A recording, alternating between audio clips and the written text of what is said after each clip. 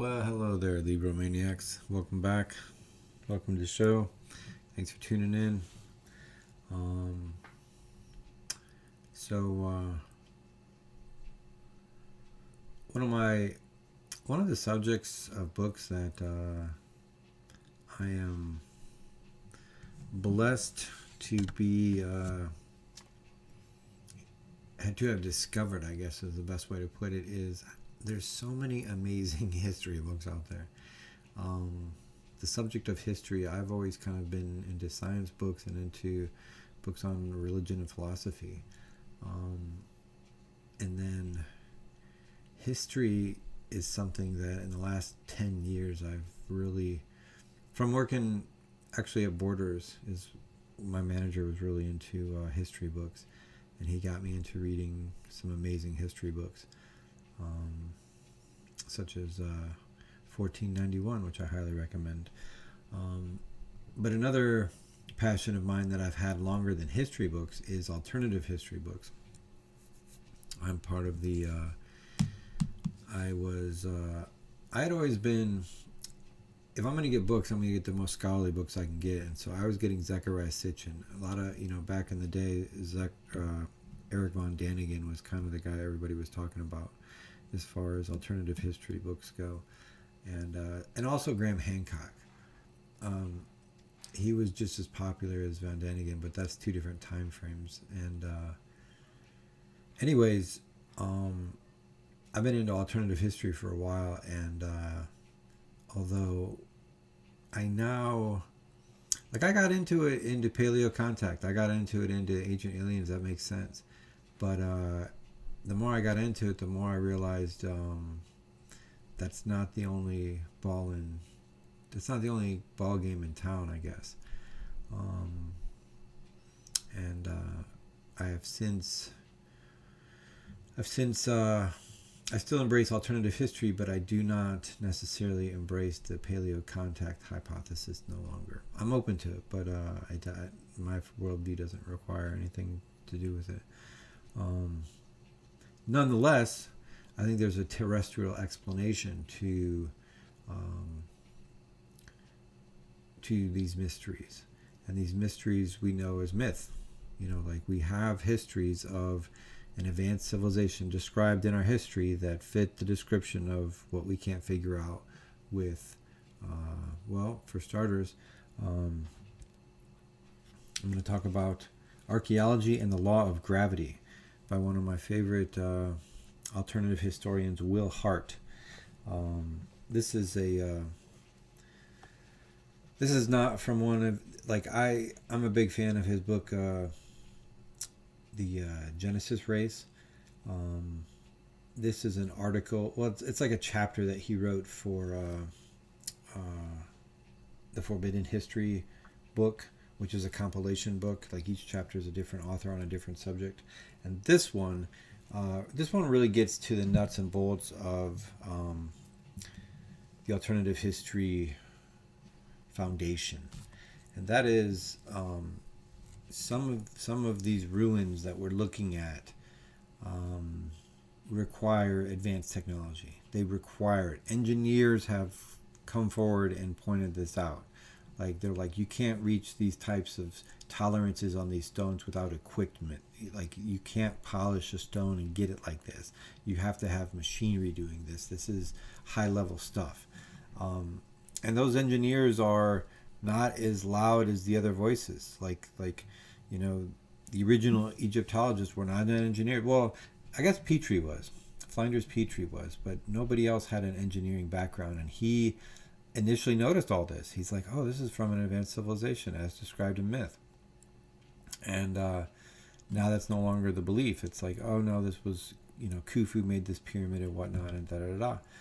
And so I want to quote Will Hart here, because Will Hart has a unique employment background that gives him a little more perspective on some of these megalithic stones that people are talking about. And this is from his article, Archaeology and the Law of Gravity. The massive earth mover makes the average street pickup look like a Tonka truck.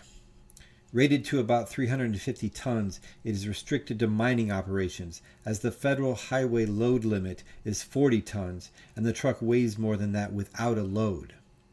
I was watching it being put through the paces at a local open pit copper mine in Bisbee, Arizona. A bone-jarring flash suddenly struck me that snapped into place things that I've been trying to get a perspective on.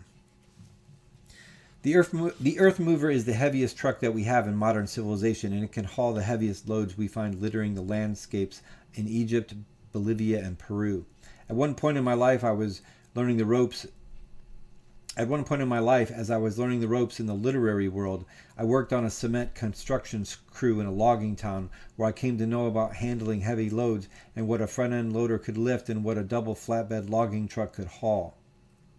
During the course of my 30 years of investigation into the mysteries of ancient civilizations, I have often been puzzled by the way people react to cyclopean blocks of stone being moved long distances or hoisted up into the air. The reactions were either a blank look and a shrug that said, "Okay, what's the big deal?" The response frustrated me and made me feel as if I was not communicating adequately the scope and difficulty of the problem. But I have since realized that the reason most people do not grasp the magnitude of the problem and what the real enigmas on our planet are has to do with simple direct experience.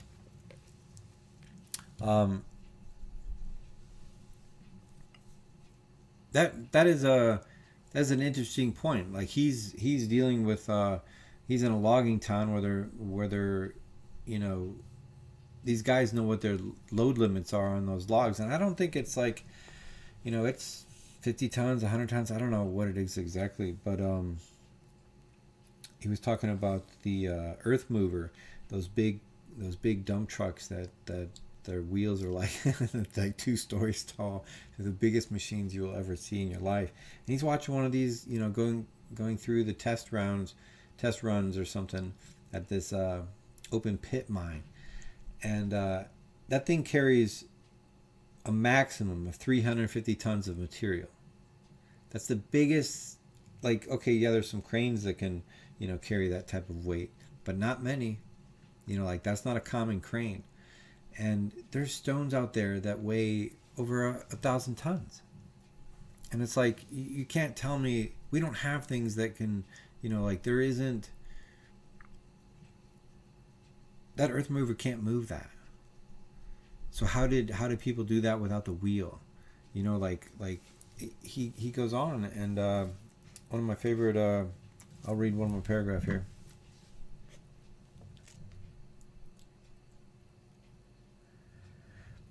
You cannot use manpower to lift a 70-ton block of granite up and out of a quarry and onto a sledge. The task increases exponentially when we consider how 100-ton blocks were hoisted up and positioned more than 20 feet off the ground in the Sphinx Temple. This is an engineering and physics problem that cannot be overcome by numbers, which is how Egyptologists try to solve it. Granite is very dense, and a 20-foot long block can weigh up to 7 tons. Can weigh up to 70 tons. Excuse me. How many men can physically fit around and attempt to lift? Maybe 50, which isn't even enough manpower to hoist 10 tons. This is an intractable problem. As long as Egyptologists insist that men lifted up cyclopean blocks of stone with nothing more than brute force and ropes, this is a problem that needs to be overcome. So that's one of my favorite chapters of that book. He really puts it into perspective.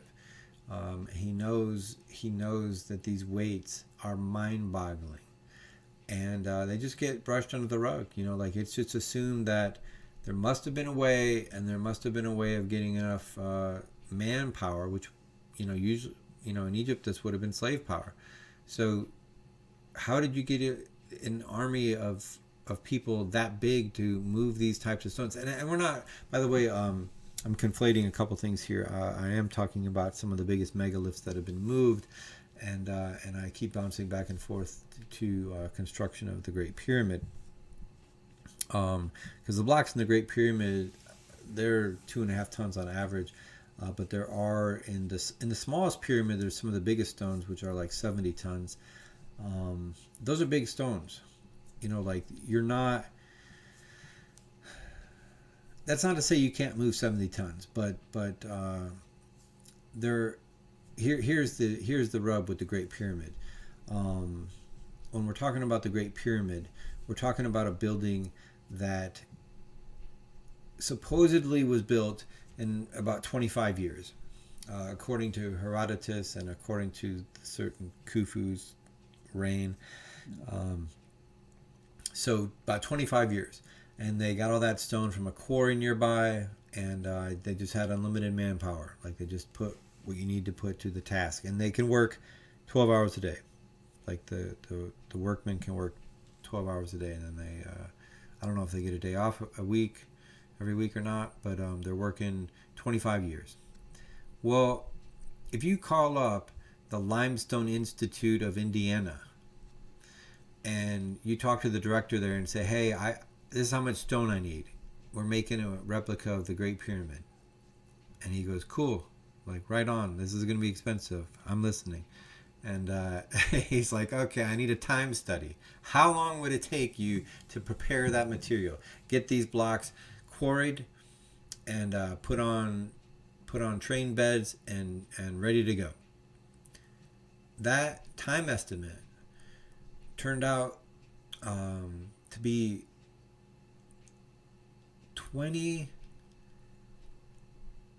23 years.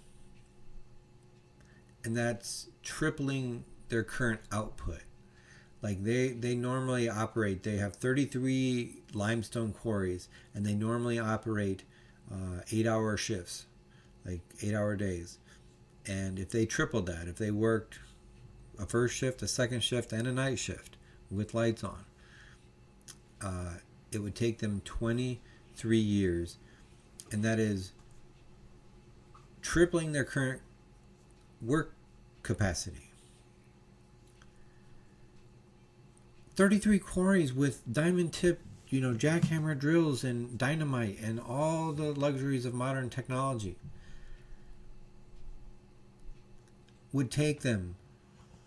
Like, you can't tell me that one quarry did it with no technology quicker. That doesn't include building it. And any problems, unforeseen problems. Like this, the magnitude of this is mind-boggling. Read these books and find out more. You can thank me later.